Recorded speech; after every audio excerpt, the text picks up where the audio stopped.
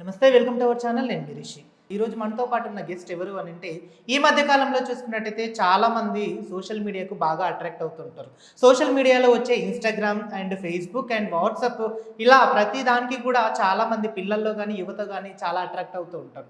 అసలు దానివల్ల నష్టాలేంటి, లాభాలేంటి, మరి వీటన్ని నష్టాలు ఉంటే ఎలా ఉంటాయి, లాభాలు ఉంటే ఎలా ఉంటాయి, మరి వీటన్నిటి గురించి తెలియజేయడానికి మనతో పాటు ఉన్నారు life coach and career coach doctor Rahman గారు మనతో పాటు ఉన్నారు. వారిని అడిగి మిగతా విషయం తెలుసుకుందాం. సార్ నమస్తే. సార్ నమస్తే అండి. నమస్తే వ్యూవర్స్ కి. ఆల్ గుడ్ అండి. ఓకే సార్, ఈ మధ్య కాలంలో చూసుకున్నట్టయితే పిల్లలు కానీ యూత్ కానీ ఇన్స్టాగ్రామ్స్ కి కానీ అండ్ కొన్ని దాంట్లకు బాగా అట్రాక్ట్ అవుతూ ఉంటారు. దానివల్ల ఎఫెక్ట్ అయ్యే ఛాన్స్ ఏమైనా ఉంది అంటారా? సి బర్నింగ్ టాపిక్. మీరు ఇన్స్టాగ్రామ్ అన్నారు, లేకపోతే ఓటీటీ అన్నారు, వెబ్ సిరీస్ అన్నారు, వీటన్నిటికీ సోర్స్ ఏంటి అంటే ఎంటర్టైన్మెంట్. ఎంటర్టైన్మెంట్ అనేది ఏజెస్ నుంచి ఇయర్స్ నుంచి చేంజ్ అవుతూ ఉంటుంది ఫామ్. కానీ మన ఇండియన్ కల్చర్లో 100% ఎంటర్టైన్మెంట్ అన్నప్పుడు ఫస్ట్ సినిమా, తర్వాత టీవీ, టెలివిజను, తర్వాత స్పోర్ట్స్, ఇలా చాలా కేటగిరీస్ వచ్చాయి. సో ఆఫ్ లేట్ ఇప్పుడు మీరు 80s 90s కంపేర్ చేస్తే అప్పుడు ఒక బ్యాలెన్స్ ఉంటుండే.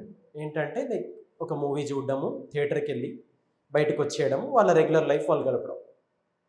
2001 ఇంటర్నెట్ ఎవల్యూట్ అయ్యాక స్లోలీ మనకు 2005-6లో యూట్యూబ్ వచ్చాక 100% కొంచెం ఎక్కువ ఆప్షన్స్ ఓపెన్ అయ్యి మూవీసే కాదు, ఓకే షార్ట్ ఫిలిమ్స్ అవి ఇవి అని చెప్పేసి. అండ్ ఆఫ్ లేట్ 2010 తర్వాత ఫేస్బుక్, ఇన్స్టాగ్రామ్ తర్వాత ఆ కంటెంట్ని మళ్ళీ రిపీట్ చేయడానికి రీల్స్ అనేవి వచ్చాయి. సో ఇప్పుడు మీరు ఆ 3 స్టేజెస్ చూస్తే ప్రాబ్లం ఏంటంటే థియేటర్కి వెళ్ళి థియేటర్ నుంచి డిస్కనెక్ట్ అయ్యి రావడం అనేది ఇప్పుడు లేదు. ఒక డేలో 24 అవర్స్లో ఎనీ టైం ఆ యూత్ అనేది ఈ కంటెంట్కి కనెక్ట్ అవ్వడానికి mobile phone. And especially corona తర్వాత, కోవిడ్ తర్వాత, పోస్ట్ కోవిడ్ ఎరా అంటాం. పోస్ట్ కోవిడ్ ఎరా తర్వాత మనం అర్థం చేసుకోవాల్సింది ఏంటి అంటే habitual changes, behavioural changes, especially from 12 years age to 35 years age gap చాలా వచ్చేసాయి. ఒక సర్వే ఏం చెప్తుంది అంటే the average time Indian youth, especially Indian ఆడియన్స్ని దృష్టి పెట్టి మాట్లాడదు, the average time Indian youth ఈ స్పెండింగ్ ఆన్ దిస్ ఏదైతే మీరు చెప్పారో పెద్ద లిస్ట్ 10 times ఎక్కువ ఇంక్రీజ్ అయిపోయింది compare to the 80s to 90s. 10 times అంటే ఇట్ ఈస్ అలార్మింగ్ ఫ్యాక్టర్, చాలా అలార్మింగ్ ఫ్యాక్టర్, చాలా సీరియస్గా తీసుకోవాల్సింది. పోనీ మనం ఏమైనా చేయగలుగుతామా? రెస్ట్రిక్ట్ కంపల్సరీ చేయలేము. ఎందుకంటే అది అంటారు కదా, మీరు ఏదైతే వద్దు అంటే హ్యూమన్ మైండ్ చేయాలి. కానీ అబ్జర్వేషన్ అనాలిసిస్ అనేది ఇక్కడ 3 స్టేక్ హోల్డర్స్కి చాలా ఇంపార్టెంట్. 3 స్టేక్ హోల్డర్స్ అంటే ఎవరైతే దీంట్లో, ఒకటి పిల్లలకి పోయి నువ్వు మారు అంటే వాళ్ళు మారరు, యూత్ని నువ్వు మారు అంటే వాళ్ళు మారరు. కానీ ఎవరైతే పేరెంట్, సెకండ్ వచ్చేసి మీరు ఎవరైతే ఎడ్యుకేషన్ పోతారో వాళ్ళని మెంటర్స్ అవ్వండి, టీచర్స్ అవనివ్వండి, education sector. And the third most important is మన ఓన్ సర్కిల్. ఓకే, మన ఓన్ సర్కిల్ అనేది ఒక సొసైటీ ఫామ్ అయింది. ఈ ముగ్గురికి అవేర్నెస్ ఏమి ఉండాలి అంటే అసలు వీళ్ళు ఎందుకు అట్రాక్ట్ అవుతున్నారు అని. మీరు ఎప్పుడు వరకు అయితే పేషెంట్కి కరెక్ట్ మెడిసిన్ ఎందుకు ఇవ్వలేరు అంటే వాడికి కాజ్ ఆఫ్ ద ప్రాబ్లం తెలియాలి. ఓకే, సో ప్లెజర్, ఎంటర్టైన్మెంట్ ఎందుకంటే ప్లెజర్ కోసం కావాలి. ప్లెజర్ హార్మోన్ ఏమంటారు? డోపమైన్ అంటారు. నీకు డోపమైన్ హార్మోన్ అనేది పిల్లలకి ఎక్కువ రిలీజ్ అవుతుంది వీడియో గేమ్స్ ఆడితే, ఓటీటీ చూస్తే. అందుకే నువ్వు తర్వాత వాడికి నీకు నచ్చిన పని, వాడికి పనికొచ్చే పని చేయమంటే వాడు చేయలేకపోతుంది. సో ఎందుకు ఇవి డోపమైన్ లెవెల్స్ అంతగా రిలీజ్ చేయగలుగుతున్నారు? మనం అప్పుడు అంతకుముందు మనకి బ్యాలెన్స్ బాగానే ఉంటుండే కదా, అదే జీన్స్ కదా, అదే సొసైటీ కదా అంటే ఇప్పుడు మీకు ఇవన్నీ కార్పొరేట్ కంపెనీస్ చేతిలో ఉంటాయి. కార్పొరేట్ కంపెనీస్ చేతిలో ఉంటాయి. ఓకే, ఒక ఫేస్బుక్ కానివ్వండి, ఒక ఇన్స్టాగ్రామ్ కానివ్వండి, అమెజాన్ ప్రైమ్ నడిపించేది, నెట్ఫ్లిక్స్ నడిపించేది, they are all big corporate companies. So వీటిలో వర్క్ చేసే వాళ్ళందరూ డేటా సైన్స్ ఇంజనీర్స్, హ్యూమన్ సైకాలజిస్టులు, వీళ్ళందరితో వాళ్ళు అల్గారిథమ్స్తో వర్క్ చేసే కంటెంట్ ఇదంతా. అంటే వాళ్ళు ఆల్రెడీ హ్యూమన్ మైండ్ని అట్రాక్ట్ చేసి కూర్చోబెట్టి గంటలు గంటలు అలా అట్రాక్ట్ చేసేలాగానే అవి డిజైన్ చేస్తారు. రైట్ సార్, ఇప్పుడు అంత అట్రాక్ట్ చేసే పర్సన్స్కి అంటే దాని సుదీర్ఘమైన దాన్ని ఒక ఎక్స్పెరిమెంట్ చేసే వచ్చి ఉంటారు, is a educated person and everything. వాళ్ళు కూడా బయట ఇలాంటివి చేస్తే పిల్లలకు కానీ యూత్కి కానీ ఇంకా కెరియర్లో ఏదైనా ప్రాబ్లం వచ్చే ఛాన్స్ ఉందన్న ఆలోచన కూడా వాళ్ళకు ఉండదంటారా? అది మనం వాళ్ళ పర్స్పెక్టివ్ చూస్తే వాళ్ళు బిజినెస్ చేస్తున్నారు. వాళ్ళ పర్స్పెక్టివ్ చూస్తే వాళ్ళు బిజినెస్ చేస్తున్నారు. ఇప్పుడు ఎప్పుడైనా ప్రతి దగ్గర టీవీ లేకముందు శత్రువులు ఉన్నారు, టీవీకి వచ్చా. సో మీకు శత్రువులు అంటే ఏంటి? మిమ్మల్ని డిస్ట్రాక్ట్ చేసే ఎలిమెంట్స్, రైట్? సో ఇప్పుడు మీరు అన్న పాయింట్లో బింజ్ వాచ్ అంటారు. బింజ్ వాచ్ అంటే ఏంటి? యాక్చువల్గా 7 to 10 ఎపిసోడ్స్ చూడాల్సిన వెబ్ సిరీస్ని వీళ్ళు నైట్ చూసేస్తారు. అంటే ఏంటి? కంటిన్యూస్ డోపమైన్, కంటిన్యూస్గా వాడు ఎంజాయ్ చేస్తున్నాడు. Right sir. ఇప్పుడు నేనున్నాను. సో నాకు ఒక వెబ్ సిరీస్ నచ్చింది. ఫస్ట్ నేను ఒక ఎపిసోడ్ చూసాను, రెండో ఎపిసోడ్ చూసాను. అంటే ఒక సస్పెన్స్ అనేది ఉంటుంది. థర్డ్ ఎపిసోడ్ చూడాలి, ఫోర్త్ ఎపిసోడ్ చూడాలి అనే దాని మీద. సో దాని టైం తెలియకుండా దాన్ని వాచ్ చేస్తూనే చేస్తూనే ఉంటారు. అలాంటి వాచ్ చేసేటప్పుడు మైండ్ అనేది స్టాప్ చేయడానికి ఛాన్స్ ఏమైనా ఉంది అంటారా? చెయ్యాలి. ఎందుకంటే మీరు అన్నట్టు మీరు కనుక 3-4 days ఆర్ 5 days చూడాల్సింది 1 dayలో చూసేసారు అనుకోండి, మీ ప్రొడక్టివిటీ దెబ్బతింటుంది. ఎందుకు? మీరు 10కి పడుకోవాల్సింది 12కి పడుకోవాల్సింది, వాడికి నెక్స్ట్ డే మిడ్ ఎగ్జామ్ ఉంది. రైట్. నేను ఒక స్టూడెంట్ని అడిగాను, ఏంటన్నా నువ్వు ఫేస్ అంతా డల్గా ఉంది అంటే, నేను బింజ్ వాచ్ చేశాను సార్. ఓ ఏంటి అంటే, నేను మార్నింగ్ 3 వరకు వెబ్ సిరీస్ చూశాను. 3 వరకు చూశాడు. సో నెక్స్ట్ డే అంతా ఎఫెక్ట్ అవుతుంది. నేను physically you are not active, mind కూడా యాక్టివ్ ఉండదు. సో ఇది ఒక హ్యాబిట్ లాగా అయిపోతుంది. ఇంకో పెద్ద డేంజర్ ఏంటి అంటే, మీరు అంత హై చూసేసాక నార్మల్ థింగ్స్ బోర్ కొడతాయి వాడికి. నార్మల్ లైఫ్లో ఏముంటాయంటే, ఎవరో ఒకటి చెప్పడము, క్లాస్ కూర్చోవడం, ఇవన్నీ అంతే థ్రిల్లింగ్గా ఉండవు.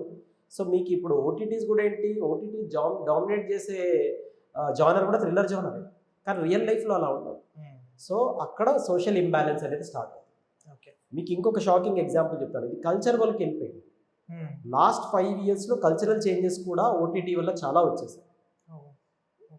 లింక్డ్ఇన్లో నన్ను మహారాష్ట్ర నుంచి ఒక అమ్మాయి పింగ్ చేసి, ఐఎమ్ ఇన్ డిప్రెషన్ సార్ అంటే, what can be the reasons, నువ్వే చెప్పమ్మా ఏమై ఉంటుంది డిప్రెషన్ అంటే, నన్ను రావాల్సిన ట్రాక్షన్ నాకు ఇన్స్టాగ్రామ్లో రావట్లేదు, నేను ఒక ఇన్ఫ్లుయెన్సర్ అవుదాం అనుకుంటున్నాను, నాకు కావాల్సినంత అట్రాక్షన్ ఆర్ వ్యూవర్షిప్ కామెంట్స్ నాకు రావట్లేదు, బట్ నేను బెస్ట్. నేను అడిగాను, ఎవరు చెప్పారు నువ్వు the best? I believe I'm the best అని. బట్ నువ్వు ఎంచుకున్న ఫీల్డ్లో వేరే వాళ్ళు చెప్పాలి నువ్వు బెస్ట్ అని. అండ్ దానికి తోడు ఏంటంటే, డిప్రెషన్ అనే వర్డ్ వాడడం కూడా చాలా ఫ్యాషన్ అయిపోయింది. అంటే వీళ్ళకు డిప్రెషన్ రీజన్స్ ఏం చెప్తున్నారు అంటే, సబ్జెక్ట్ ఫెయిల్ అవ్వడం, ఇన్స్టాగ్రామ్లో లైక్స్ రాకపోవడము, ఆర్ జడ్జ్ చేస్తున్నారు, నన్ను నా డ్రెస్సింగ్ని జడ్జ్ చేస్తున్నారు. కానీ డిప్రెషన్ అనేది చాలా పెద్ద టర్మ్ అండ్ రియల్గా చాలా బాధ పెట్టే అంశాలు ఉంటే ఆ పాట వాడడం కరెక్ట్. సో కల్చరల్ చేంజెస్ వీటిని అంటారు. సార్ ఇప్పుడు చాలా మందిలో ఇది చాలా ఒక డౌట్ అనేది స్టార్ట్ అయిందనమాట. అంటే ఇప్పుడు ఒకప్పుడేమో 10 గంటల వరకే నిద్రపోయేవాళ్ళు.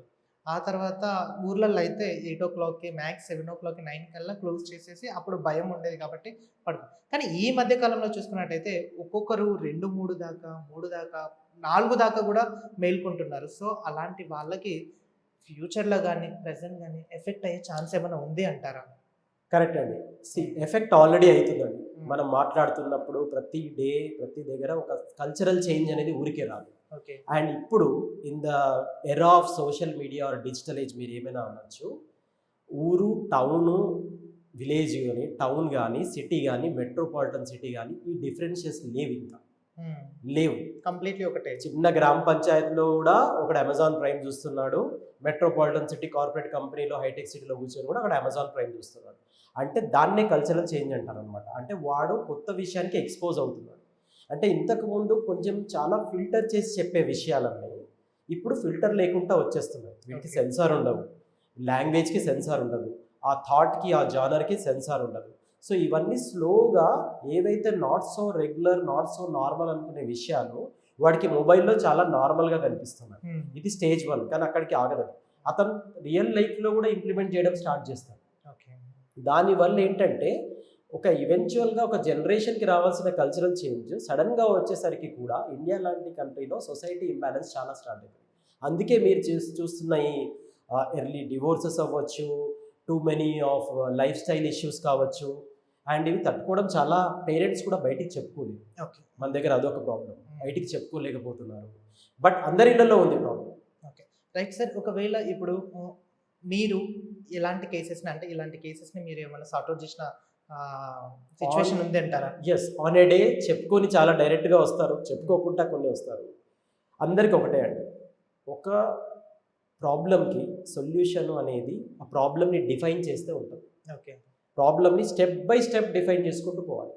ఇప్పుడు పెద్ద సైంటిస్ట్ కూడా అంతే, ఆల్బర్ట్ ఐన్స్టైన్ నుంచి మొదలుపెడితే ఎవరైనా కూడా ఒక సొల్యూషన్ రావడానికి 2-3 years పట్టొచ్చు, కానీ ప్రాబ్లమ్ని స్టెప్ బై స్టెప్ డిఫైన్ చేసుకోవాలి. అంటే ఫర్ ఎగ్జాంపుల్ మీరు అన్నట్టు ఒక ప్రాబ్లం వచ్చారు, నాకు సెల్ ఫోన్ అడిక్ట్ అయిపోయాను నేను అని నువ్వే చెప్తున్నావు. కానీ నువ్వు అడిక్షన్ నుంచి బయటికి రావడానికి ఎన్నో వేరే సోర్సెస్ ఉండొచ్చు. అది పక్కకు పెడితే అవి తెలుస్తాయి. ఓకే. రైట్? ప్రాబ్లమ్ని నీ జేబులోనే పెట్టుకొని నాకు సొల్యూషన్ కావాలి అంటే కష్టం. సో డిటాచ్మెంట్ అనేది అలవాటు కావాలి. Right sir. ఇప్పుడు కొంతమందికి పగటి కలలు అంటూ అంటే ఒక డ్రీమ్ అనేది వస్తూ ఉంటుంది. సో ఇప్పుడు నైట్ టైంలో కూడా కొంతమంది ఏంటంటే ఇట్లా కళ్ళు మూసుకుంటారు, కానీ అదొక ఊహ అనేది వెళ్ళిపోతుంటుంది. అంటే నేను ఈ ఈ బాలకృష్ణ గారితో నేను ఇలా చేయాలి, అండ్ నెక్స్ట్ రీల్స్లో ఇలా చేయాలి, ఈరోజు నా ఫ్రెండ్తో ఇలా మాట్లాడాలి, ఇలా అనేది ఒక పగటి కళ లాగా కాకుండా నైట్ టైంలో కూడా ఒక డ్రీమ్స్ అనేది నిద్రపోకుండా చేస్తూ ఉంటారు. అసలు ఇలాంటి వాళ్ళకు ఇలాంటి థాట్స్ వచ్చి ఎందుకు వస్తాయంటారు అసలు?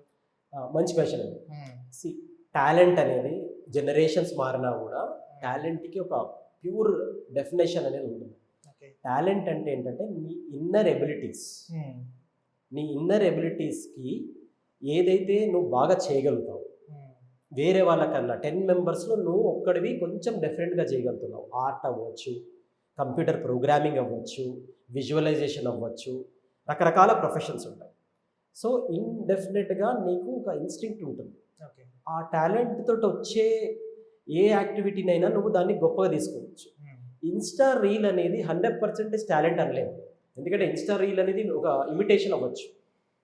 ఒక బ్యాక్గ్రౌండ్ ఆడియో ఉంది, మీరు లిప్ సింక్ ఇస్తున్నారు, దాన్ని ప్యూర్గా టాలెంట్ అనలేము. దాన్ని యాక్టివ్ పార్టిసిపేషన్ లేకపోతే లైక్ స్టేజ్ ఫియర్ లేకపోవడం, కెమెరా ఫియర్ లేకపోవడం అనొచ్చు, కానీ దాన్ని టాలెంట్ అనలేము. సో ఎప్పుడైతే యూత్ ఈ ట్రాప్లో పడిపోయారో, నేను ఒక ఇన్ఫ్లుయెన్సర్ అయిపోయాను, నాకు ఇప్పుడు లైక్స్ వస్తున్నాయి, నన్ను జనాలు గుర్తుపడుతున్నారు, బట్ కళ్ళు మూసుకొని నీవే స్పెషల్ అని అనుకుంటున్నావు. అలాంటి మిలియన్ ఆఫ్ పీపుల్ ఫోన్ ఉన్న ప్రతి ఒక్కరు చేయగలుగుతారు కదా.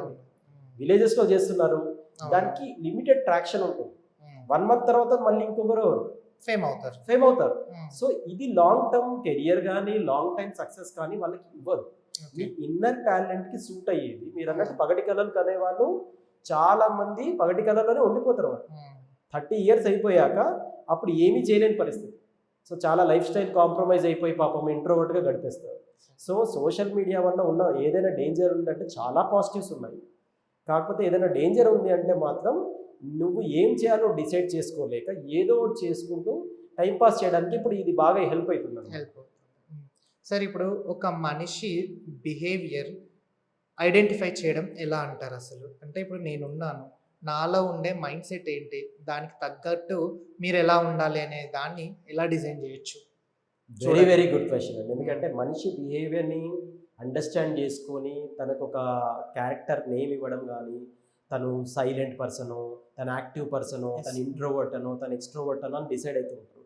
బట్ అది సైంటిఫిక్ ఫ్యాక్ట్ ఏంటంటే ఒక మనిషి రియల్ బిహేవియర్ అర్థం కావడానికి తనతో మినిమం 3 to 4 months ట్రావెల్ చేస్తే కానీ తెలియదు.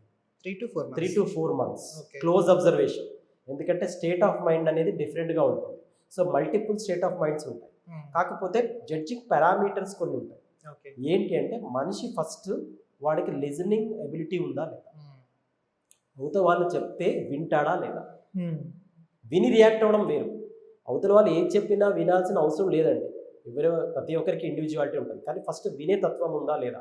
So the ability to listen చాలా పర్సనాలిటీ ట్రైట్, దీనివల్ల బిహేవియర్ జడ్జ్ చేయొచ్చు.